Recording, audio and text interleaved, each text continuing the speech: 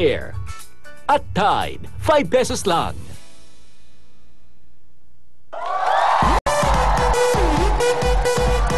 Nagbabalik ang palabas na kinagigiliwan ng buong bansa ang talentadong Pinoy.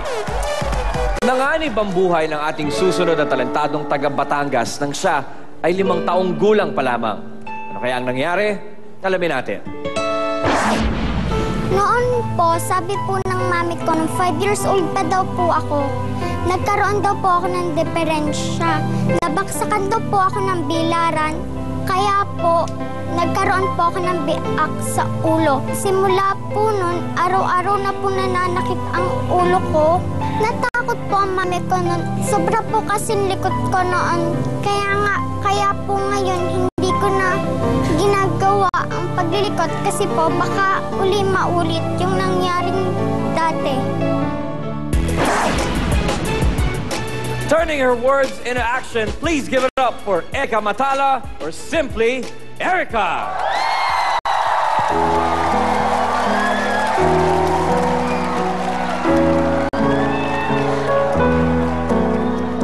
Luisa, the truck! Don't cross the road! Luisa, the truck! Don't! The next night, I saw that Luisa was thrown 5 meters away from the truck. I ran to her and embraced her. Blood was all over her face. In a low but distinct voice, she murmured that made my heart break so much. She said, "Lucille, please be a good girl. I love you. Please be a good girl. 'Cause Papa loves you very much." Luisa! Sister! Luisa! Sister! From that moment, I cried so hard for killing my only sister who loved and cared for me even at the last moment of her life. Now, can you blame me for asking God to forgive me? Forgive me, dear God! Forgive me, dear God! Forgive me!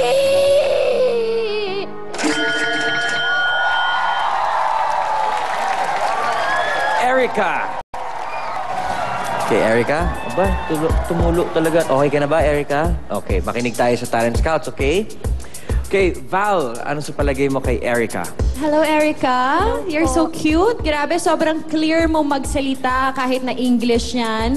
At kahit na umiiyak ka na, sobrang linaw ng mga salita mo.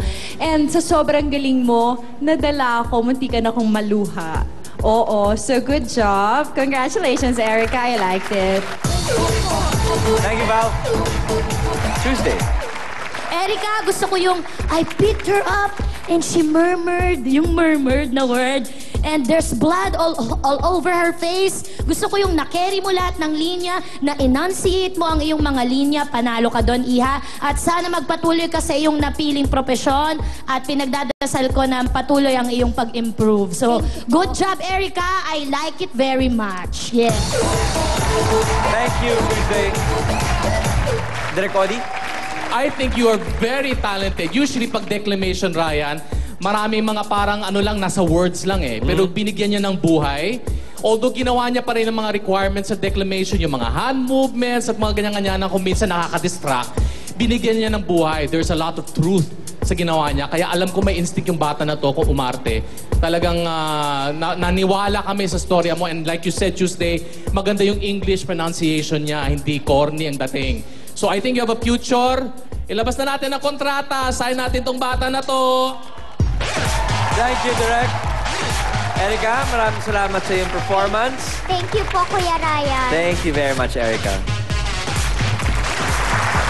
Ang ating susunod na talentadong taga Bicol ay pinalaki ng mga taong hindi niya tunay na magulang.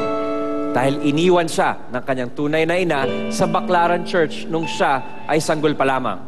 Alamin natin ang iba pa niyang mga kwento. Isa akong adopted. Inilapag po ako ng nanay ko sa Baclaran Church. Para sa akin masakit yun. Iniiwan ka ng basta-basta sa isang simbahan. Mabuti nilang may isang nagmagandang loob na tao. Ito nga po yung mami ko, si Norma Garrido, na pinalaki ako ng maayos naman po. Kahit may mga taong nanlalait sa akin, hindi naging sagabal po sa akin lahat po yun. Ang ginawa ko po, nagpursige po ako, ipinakita ko po sa kanilang lahat na kaya ko po. At nagpapasalamat po ako lubos sa isang direktor na si Brillante Mendoza na nagbigay sa akin po ng isang talento po na like ang pag-arte po. Niyakap ko po ng mahigpituto at pinag-igilihan ko lalo. Here to show his boldly unique movements, please welcome Crisanto Garrido, a.k.a. Versatile.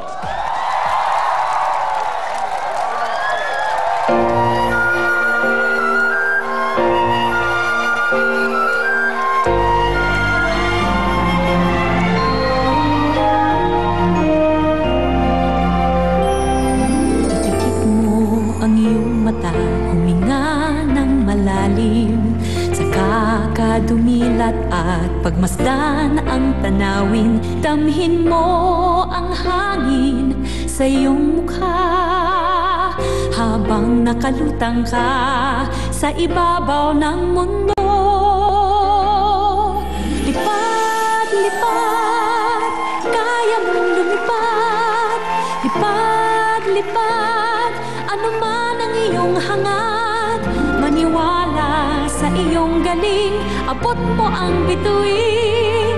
Lipad, lipad, kaya mong lumipad.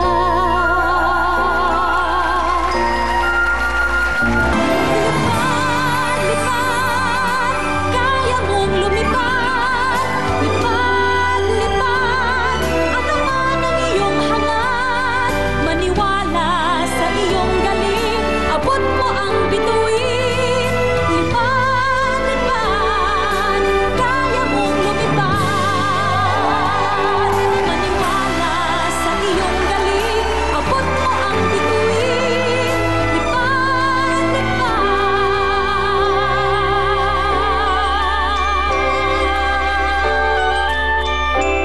lipad, kaya mong lumipad.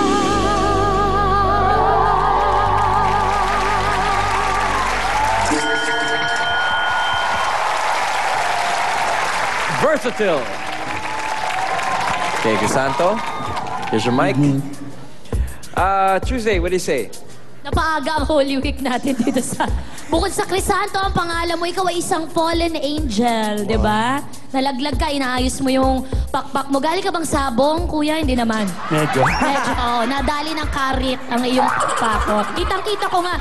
Alam mo, nagbo-burst siya sa emosyon. Talagang nag-gigrit ka pa kanina kung hindi mo napansin. Talagang pag ginagano mo yung kamay mo, sumasama talaga yung ngiwi ng mukha mo. Ibig sabihin yung bugso ng damdamin, talagang nandoon. Nararamdaman mo na kailangan kong i-stretch ang aking kamay at ang aking limbs sa ganito kalayo, okay? Pero ang sayaw, kuya, kagaya ng sinasabi namin sa entablado, may bokabularyo yan, may technique na kasama. So, kung gusto nating i-claim na tayo ay versatile, like your name here, at ang iyong talent ay interpretative dance, siguro I would have wanted to see more technique. Gusto kong makakita ng mas magagandang mga choreography at gusto kong mas solid pa yung konsepto. Pero other than that, gusto ko yon. Bald Angel, I like it. I like it very much. Go. Thank you, Tuesday. Shalala? Hello, Crisanto, di ba? Angel, di ba? Bumagsak sa lupa. Sana ikaw na lang yung manananggal na tinirador. Pero, hindi, no? Nag-enjoy din naman ako. Kabaro pa kita, di ba? Pero dapat, yung sa performance, dapat nagpatali ka, di ba? Tapos bumababa ka ng kote, may ganun-ganun ka. Lord, bakit mo ako binaba? Yung mga ganun-ganun tipa, may mga Lord, bakit mo ako binaba? Sabi sa'yo ni Lord, Che, ayaw ka namin dito. Dapat nababa ka. Demonyo ka. Ayan na. Sinusundo ka na. sinusundo ka na rin sa tanas. Ayan. Pero hindi, love ko yung mga kagaya mo dahil sa pinakita mo, I'm so proud to be gay. Love you. Thank you very much, Shalala. Direk Odi? Ang anghel talaga, macho yun eh. Mga malaking ano yan, mga warriors yan eh. So kung ginawa mo na lang warrior, tapos nagkasala siya, bumagsak siya sa earth, tapos ngayon gusto niyang lumipad ulit, mas maganda sanang dating ng storya, mas malakas. Ang potential ng ginawa mo is very big eh. Kailangan mo palang pag-isipan ng maigi at lutuin pa ng ano. At saka, I think, parang na-trap lang siya doon sa ganyan lang na step. Hindi nakalimutan mo na dapat may storya, dapat may kwento, ang isang interpretative dance. May yun na, may simula, may gitna, at may ending. Kung ginawa mo yon katulad ng bata kanina na may arte, maging powerful yung sayaw mo. So, konting luto pa. Nandyan na yan. Salamat po. Thank you very much, Direk. Santos, thank you for your performance. Thank you, Ryan.